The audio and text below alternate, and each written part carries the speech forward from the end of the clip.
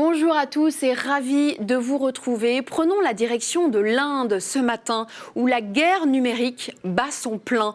La majorité des applications indiennes sont en surchauffe depuis quelques jours, pendant que l'appli chinoise TikTok, elle, est à l'arrêt total. Mais que se passe-t-il dans ce pays aux 1,3 milliard d'habitants?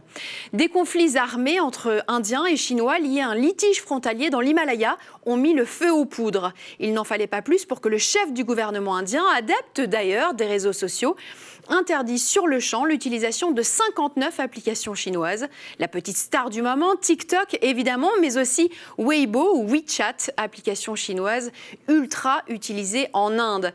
Changement immédiat et brutal de paradigme numérique en Inde. ShareChat, l'application indienne, a alors été téléchargée 15 millions de fois dans les 2 jours qui ont suivi cet ordre de blocage. Votre corps de métier, on y revient, c'est le smartphone et l'ordinateur. Comment se portent ces deux produits ? Enfin, les deux points, les deux piliers, je dirais, smartphone et ordinateur. Comment se portent ces deux produits, ces deux marchés et comment voyez-vous l'avenir ? Comment l'agiter, ce marché ? L'avenir, on le voit toujours de manière très positive. Et le bon côté, lorsque l'on regarde le marché du PC, qu'il soit PC de bureau ou qu'il soit PC portable, la manière, ou en tout cas la seule possibilité de survie dans ce monde, c'est d'innover.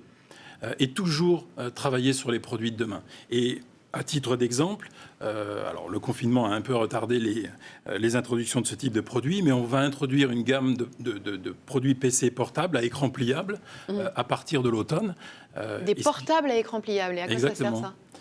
Eh bien, en fait, c'est avoir quelque chose de très petit, format A5 par exemple, dans votre sac pour le transporter facilement et avoir une interface de type A4 ou encore plus grande sur laquelle c'est extrêmement facile, ou en tout cas extrêmement mobile, et on peut travailler sur un PC. Racontez-nous les coulisses de Lenovo. Où est-ce que ça se passe, cette intelligence et qui travaille sur les produits de demain? Qui envisage les mutations à venir et les tendances? On a plus de 10 000 ingénieurs qui travaillent sur les produits de demain chez Lenovo. Donc sur les 50 000, ça fait une grosse partie. Ouais, ils sont basés où, ces ingénieurs? Dans 36 pôles de recherche dans le monde entier. Partout dans le monde.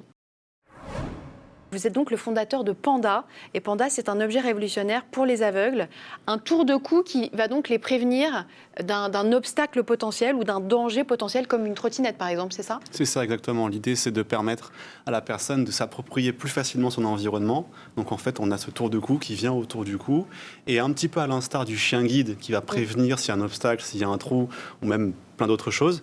Panda va donner l'information à son utilisateur par des vibrations en disant attention là, fais gaffe au niveau de ta tête, il y a quelque chose.